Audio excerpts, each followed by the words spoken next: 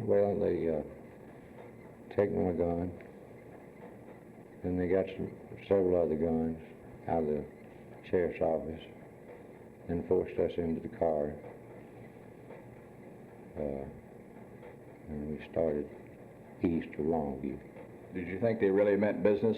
Oh, yes. Did they threaten to do you bodily harm? Yes, indeed they did. But, How were you injured, sir? well, really I don't know. I know I was hit in the mouth with something and hit in the back.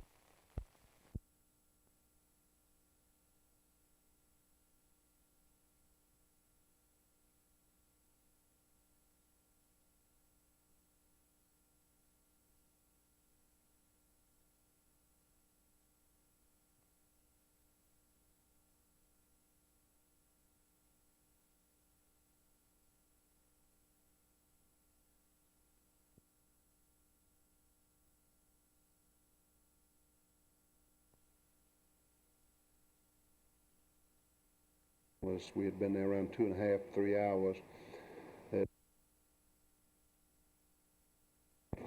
No, I just made coffee.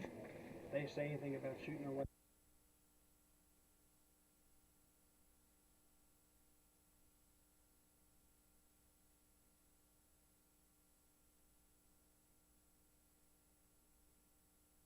Well, I asked him what in the hell was going on, and he pushed me off in the room and told me to sit down, so that's all I could do. I had no other alternative. Did anyone here, even the deputies who were also hostage, try to talk them into changing their mind about this thing? No, sir. I understand the governor called. What happened on that? Well, the governor, They called the governor. and after that he called back and he tried talking about it. And then about the final leaving, how did they get out? Who talked them out? What happened then? Well, they got their time that they wanted and left.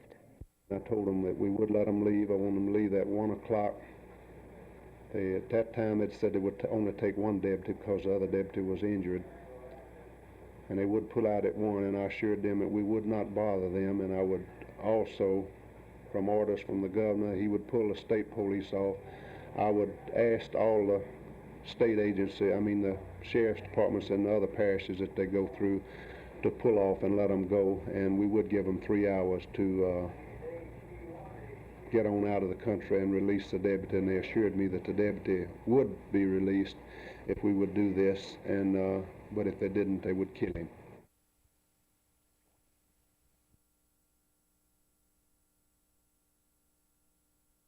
The Senate and House both have passed concurrent resolutions setting up insurance study committee groups. I'm pleased to see Governor Smith also interested in this, and I hope that he will appoint a committee. Certainly committees to study to determine if there is a need for the increase cannot do anything but be productive for our John public. I think our insurance commission has done a very good job in the past. Ever since the insurance scandals that were a part of Texas in the 1950s, I think our insurance industry has been a very responsible industry, and I think our insurance commission has done a good job. Certainly there are always progressive changes that can be made, and perhaps as far as automobile insurance is concerned, there are some changes that can provide people with automobile insurance at a cheaper rate. But I think it's also important when talking about insurance to realize that traffic accidents, the tremendous increase in Texas, are part of the increased cost in insurance, and I hope this will make people more aware of the importance of traffic safety.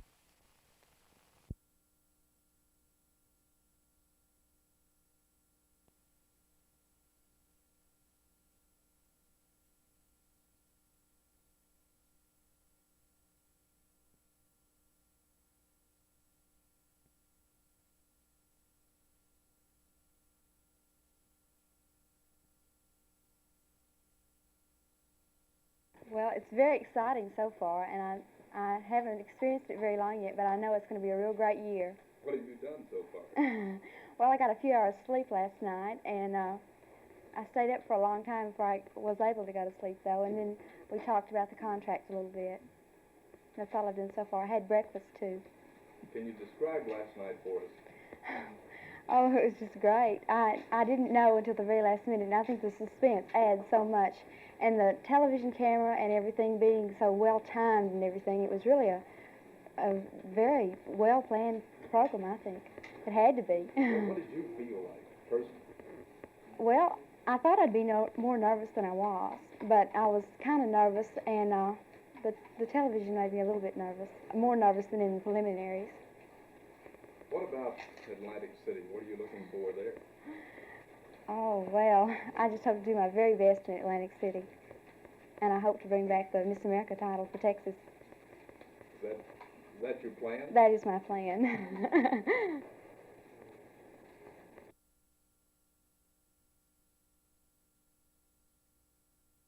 For Gladys Harrington, who visited the new library early this weekend, it represents 14 years of hard work and the realization of a dream which, indeed, came true. Gladys Harrington almost single-handedly started a library in a small office at the Plano Community Center back in 1955. Started it with 97 books and $60 cash. And over the years, virtually alone, she kept it alive. With her own money, she bought books. She worked into the wee hours processing them. She sought funds from everyone from the city of Plano to the federal government to pay the rent on a succession of modest library locations.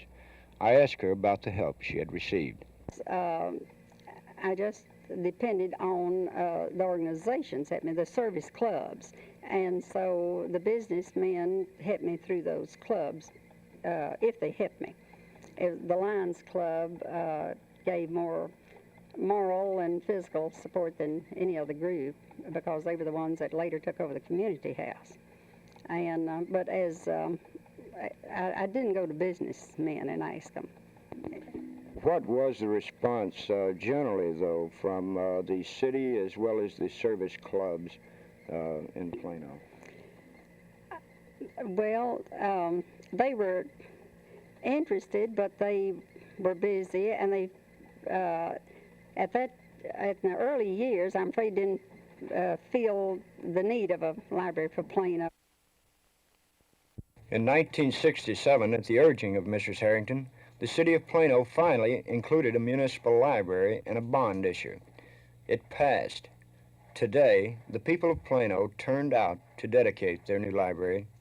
Lieutenant Governor Ben Barnes was there, along with many other important dignitaries. But somehow, on this day, none seemed more important than Gladys Harrington. In fact, the people of Plano are so proud of Mrs. Harrington, they named their library for her.